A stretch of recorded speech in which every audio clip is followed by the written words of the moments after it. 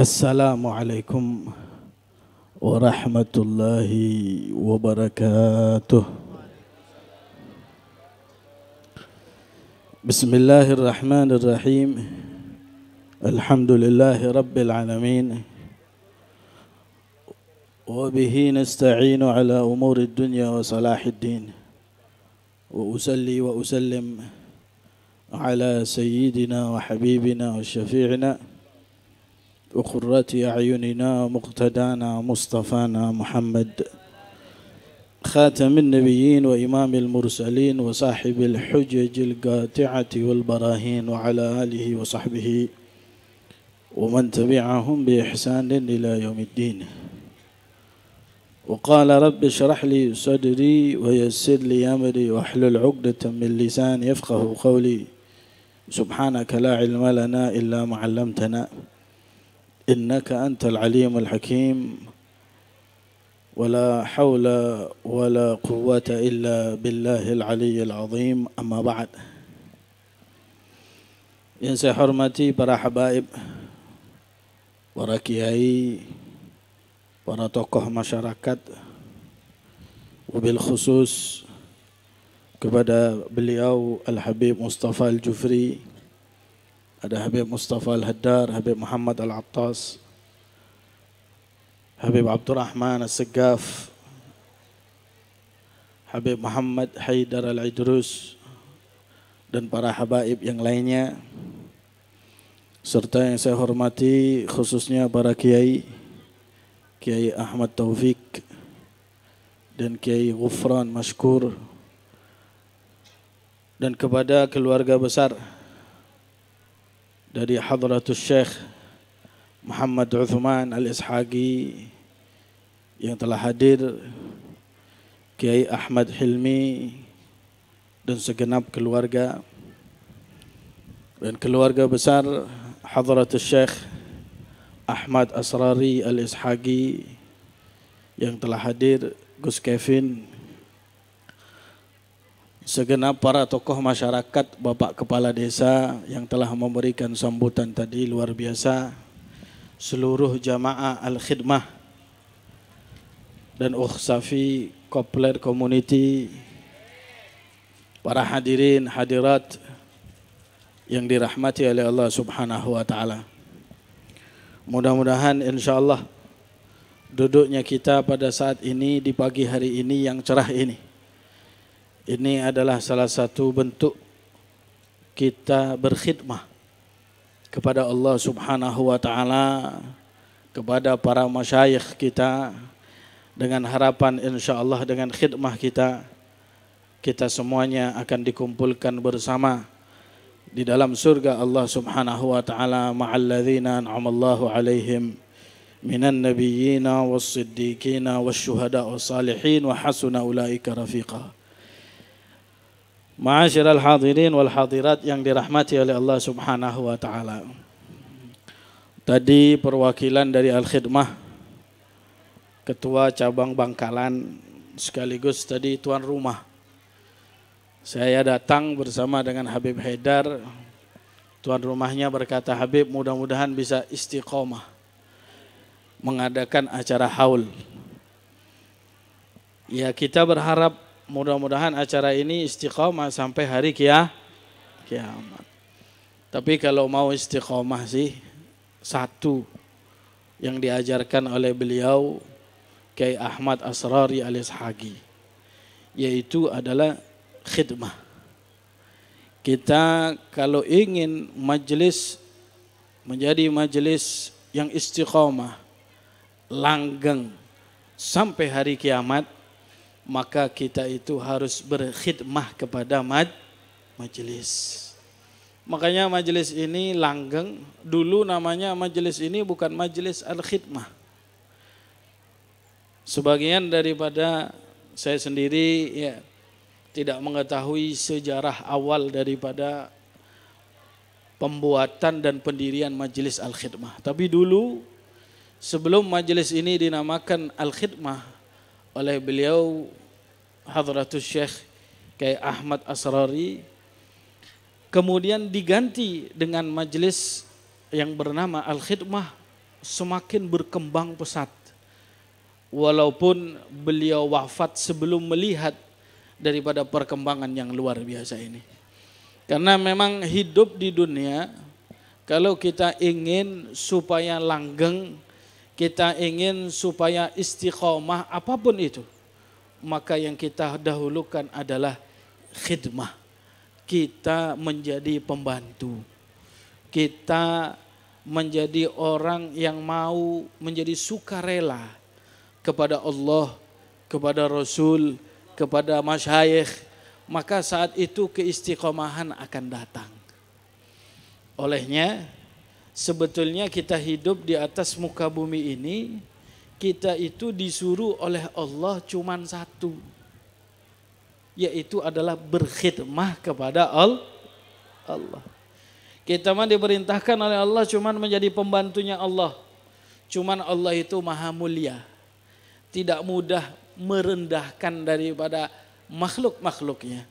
Allah pun mengatakan kalimat khidmah tersebut dengan kalimat ibadah kepada Allah. Wa ma khalaqtul jinna wal insa illa liya'budun. Tidaklah aku ciptakan jin dan manusia kecuali adalah untuk beribadah. Apa arti daripada ibadah? Al-ibadah wal khudu' wal khidmah lillahi azza wa jal. Yaitu kita patuh dan kita mau untuk menjadi pembantunya Allah subhanahu wa ta'ala. Makanya Nabi Muhammad sallallahu alaihi wasallam dan seluruh daripada para nabi, ketika mereka itu berdakwah, menyampaikan daripada agama, mereka tidak ingin apapun. Mereka tidak ingin harta, mereka tidak ingin untuk dikhidmai, mereka tidak ingin mempunyai pembantu, mereka tidak ingin segala sesuatunya itu mereka tidak inginkan. Makanya ada pembantunya Rasulullah SAW bernama Anas bin Malik. Anas bin Malik ini ketika Nabi Muhammad sallallahu alaihi wasallam beliau sampai ke kota Madinah, ibunya datang. Kemudian datang kepada Rasulullah sallallahu alaihi wasallam dan berkata kepada Rasulullah, "Ya Rasulullah, saya punya anak bernama Anas, umurnya 10 tahun. Biarkan ya Rasulullah tinggal di sini. Biar dia membantu Anda." Tapi apa yang terjadi? Ketika tinggal bersama dengan Nabi, beliau khidmah Anas bin Malik kepada Rasulullah 10 tahun. Khidmah. Bawain sandalnya, bawain airnya. Tapi Rasulullah tidak pernah memperlakukan beliau seperti seorang pembantu. Bahkan Anas bin Malik mengatakan, aku 10 tahun khidmah dengan Nabi. Nabi itu tidak pernah berkata kepada saya, kata Anas bin Malik, terhadap perbuatan yang saya lakukan. Kemudian Nabi protes dan berkata, kenapa wahai Anas kamu lakukan ini? Enggak pernah. Jadi kalau saya melakukan apapun Nabi diam. Dan dalam 10 tahun tersebut, kalau aku meninggalkan sesuatu, tidak mengerjakan sesuatu, Nabi enggak pernah protes dan berkata, ya Anas, kenapa kamu tidak kerjakan ini? Karena Nabi tidak pernah menganggap beliau Anas bin Malik adalah seorang khadim. Karena beliau Rasulullah sallallahu alaihi wasallam ingin berkhidmah, tidak ingin untuk dikhidmai. Ingin untuk menjadi khadimul ummah, tidak ingin makhdum daripada al-ummah. Itulah Nabi Muhammad. Makanya Nabi itu enggak pernah minta kepada umatnya, enggak pernah Nabi. Enggak pernah minta uang, enggak pernah minta jabatan, enggak pernah minta apapun. Sampai-sampai Allah Subhanahu wa taala pun yang mengatakan kepada Rasulullah dan mengatakan kepada umat. Karena Nabi enggak pernah minta. Cuman Allah Subhanahu wa taala yang berkata kepada Nabi Muhammad sallallahu alaihi wasallam untuk meminta kepada para umatnya. Satu saja saat itu Allah yang perintahkan. Kalau tidak, Nabi enggak minta apapun. Qul la as'alukum alaihi ajra illa al-mawaddata fil qurba. Katakan wahai Muhammad kepada mereka semuanya, saya tidak minta apapun daripada uang, bayaran daripada kalian semuanya. Itu Nabi Muhammad SAW. Makanya Rasulullah itu sukses sampai sekarang. Makanya Nabi Muhammad SAW dicintai karena semua yang dilakukan oleh Nabi itu semuanya berisi daripada khidmah untuk umat. Nah, orang itu biasanya tandanya orang yang dia itu berkhidmah untuk umat itu biasanya enggak baperan kalau zaman sekarang itu. Tanda itu salah satu tanda. Tahu baper, Pak? Tahu baper? Bu, mana anak-anak muda ini baper, terbawa perasaan. Nabi itu enggak pernah bawa perasaan, enggak mudah tersinggung. Rasul Shallallahu Alaihi Wasallam tidak mudah beliau itu marah. Padahal kadang-kadang ada umatnya ya, yang membuat sakit hati beliau. Yang terkadang umatnya tersebut membuat beliau panas dingin. Tapi Nabi nggak pernah terbawa emosi nggak pernah. Makanya Rasulullah Shallallahu Alaihi Wasallam ketika beliau dilempari oleh mereka orang-orang Taif sampai berdarah-darah, Nabi nggak baper, alias nggak bawa perasaan jengkel begitu, nggak marah Rasulullah. Kalau kita mah marah, kita aja jadi dai begitu datang, ya misal begitu datang, kok nggak ada airnya, mana airnya? Baper, ya tak? Nggak ada air. Contoh saat ini, misal di depan saya nggak ada air kan? Nggak baper, saya nggak baper. Karena memang saya nggak minta air, minta wedang jahe saya. Oh, tahu ampun. Kan saya minta wedang jahe tadi. Itu Rasulullah SAW nggak pernah baperan Nabi Muhammad SAW. Dilempari oleh mereka sampai berdarah-darah. Ya. Apa kata Rasulullah SAW? Allahumma hdi qaumi fa innahum la ya'lamun. Berikan hidayat kepada kaumku karena mereka adalah orang-orang yang tidak tahu ya Allah. Itulah Rasulullah SAW karena tujuan Nabi Muhammad SAW adalah ingin khidmah kepada umat ini. Setiap daripada manusia, ketika Rasulullah SAW ditanya oleh Allah Subhanahu Wa Taala, ketika Allah berkata, "Wala saufa yu'tika rabbuka fatardha." Apa yang kau inginkan wahai Muhammad? Nabi nggak minta apapun, karena memang tujuan Rasulullah SAW itu adalah khidmah kepada umat. Apa? Wallahi, demi Allah, ya Rabb, la arda ahadan min ummati finnar. Saya tidak rela satupun daripada umatku berada di api neraka. Begitulah orang-orang yang berkhidmah kepada Allah Subhanahu wa ta'ala. Khidmah kepada umat, mereka tidak baperan. Itu salah satu di antara daripada contohnya. Rasulullah enggak pernah minta apapun, beliau tidak pernah tersinggung dengan yang namanya umat, apapun yang mereka kerjakan. Bahkan Nabi Muhammad dalam periwayatannya rela untuk masuk ke dalam neraka Allah Subhanahu wa taala, tujuannya hanya ingin menyelamatkan daripada umat. Bahkan dalam periwayatan ada umatnya itu yang bengal. Sudah dikeluarkan dari api neraka, balik lagi. Karena terlalu banyak dosanya. Ya sama seperti saat ini, kan kita banyak yang bengal ini. Sudah hadir majelis al-khidmah, pagi al-khidmah, malam dangdut. Ya tak? Sudah bersih semuanya putih, malam hitam lagi. Giliran ya, tadi dimintai sumbangan, ya tadi ketua panitia al-khidmah, ya. Ngomong, ayo ibu-ibu keluarkan uang 100-200 ribu. Kata Habib Abdurrahman ya, sebelah saya, ini kok yang dipanggil ibu-ibu saja. Ya uangnya bapak-bapak buat saweran kalau malam. Kadang-kadang buat saweran 2.000 nggak ada. Nggak ada. Nggak ada saweran 2.000, 10, 50 ribu. Giliran mau hadir majelis al-khidmah sengaja uang yang biru-biru dan merah-merah ditaruh rumah. Yang dibawa cuman abu-abu saja.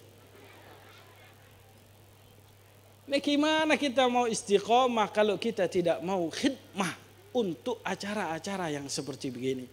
Kalau memang Anda ingin ini istiqomah sampai daripada hari kiamat, khidmahlah kepada majelis yang seperti begini. Insya Allah Allah akan berikan keberkahan. Habib Abdullah bin Alawi bin Muhammad Al-Haddad rahimahullah. Ini contoh daripada mereka orang-orang yang telah berkhidmah di dalam umat Nabi besar Muhammad SAW. Beliau itu Habib Abdullah bin Muhammad bin Alawi Al-Haddad, sahibur ratib rahimahullah. Banyak sekali muhibbinnya, Pak. Orang yang cinta kepada beliau itu banyak. Di antaranya ada daripada para pecinta beliau itu dari Ihsa, dari daerah Ihsa, jauh daripada kota Hadramut. Sering sekali beliau mendapatkan surat dari beberapa pecinta-pecinta beliau dari Ihsa. Tulisannya, suratnya begitu. Apa? Habib, kalau antum butuh sesuatu, jenengan butuh sesuatu, tinggal tulis saja, kami yang ada di Ihsa akan menyiapkan. Butuh apapun kami akan siapkan.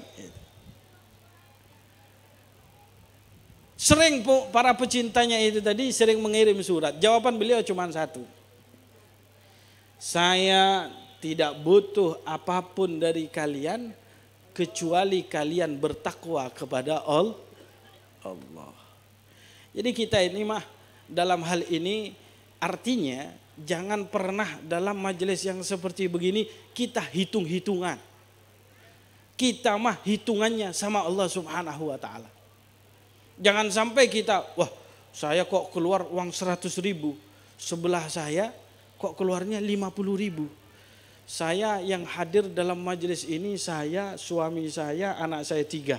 Berarti ya 30.000 kan nasinya 3 bungkus. Jangan kita hitung-hitungan terhadap khidmah kepada umat ini tadi. Usahakan mana yang terbaik buat umat ini kita laksanakan. Urusan nanti Allah Subhanahu wa taala yang akan menghandle semuanya. Semuanya oleh Allah Subhanahu wa taala nanti pasti akan diganti. Oleh karena itu kita berharap ma'asyiral hadirin, hadirat, karena ibu-ibunya ini tadi yang paling banyak hadir di belakang. Ya, mudah-mudahan insyaallah Allah Subhanahu wa taala dengan khidmah yang kita laksanakan dan khidmah yang telah dilakukan oleh Hadratus Syekh Ahmad Asrari Al-Ishaqi radhiyallahu taala anhu. Beliau itu sangat perhatian kepada para jamaah al-khidmah. Bahkan saya pernah dengar dalam salah satu di antara rekaman beliau ketika beliau itu tadi sakit, ya, Syekh Ahmad Asrari, beliau ketika sakit, saat itu beliau bermimpi dengan para nabi-nabi dalam ceritanya itu. Mimpi dengan para nabi-nabi yang beliau tanyakan cuma satu. Kalau saya wafat, kalau saya meninggal, bagaimana dengan jamaah saya? Apa yang terjadi kepada jamaah saya? Jamaah al-khidmah. Oleh karena itu, saya yakin sampai sekarang, beliau di alam kuburnya pun masih berkhidmah buat kita semuanya. Bukan berkhidmah untuk membuat Anda kaya semuanya, tidak. Atau membuat Anda menjadi orang tajir, orang-orang yang terpandang, ataupun pejabat. Beliau yakin, beliau itu berkhidmah hanya ingin menghantarkan apa yang diinginkan oleh Nabi kita, Nabi besar Muhammad SAW. Kita semuanya masuk ke dalam surga Allah Subhanahu wa taala. Allahumma ij'al jam'ana hadza jam'an marhuma, tafarrugana min ba'dihi tafarrugan ma'suma, wa la taj'alna wala ma ma'ana wala ma fina syaqiyan wala mahruma. Allahumma hdina bihudak, ja'alna mimman yusari'u fi ridak, wa la tuwallina waliyan siwak, wa la taj'alna mimman khalafa amraka wa 'asak bi rahmatika ya arhamar rahimin. Allahumma ya man waffaqa ahlal khairi lil khairi wa a'anahum alayh, waffiqna lil khair wa a'inna alayh. Wa sallallahu ala sayyidina Muhammadin wa ala alihi wa sahbihi wa sallam, walhamdulillahi rabbil alamin.